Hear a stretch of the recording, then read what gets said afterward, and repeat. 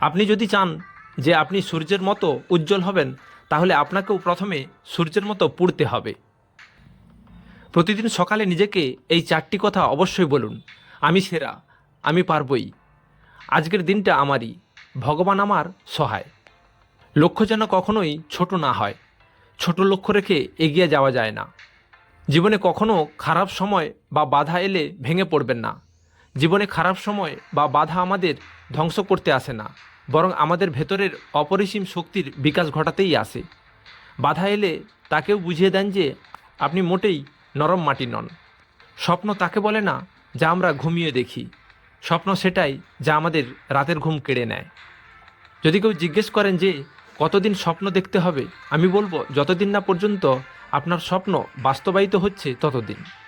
সাফল্যের কাহিনীর থেকে ব্যর্থতার কাহিনী বেশি পড়ুন, জানুন ও শুনুন।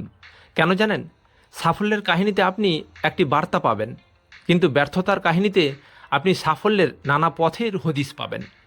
যদি কেউ কখনো বলেন যে তুমি পারবে না বা তোমার দ্বারা হবে না, তাহলে একদম হতাশ হবেন না। জেনে রাখুন, এরা তারাই যারা জানেন যে আপনি পারবেন, আর আপনার সাফল্যে এরাই ভয় পায়। আমাদের যুব সমাজের একটা বিরাট মানসিক পরিবর্তন প্রয়োজন।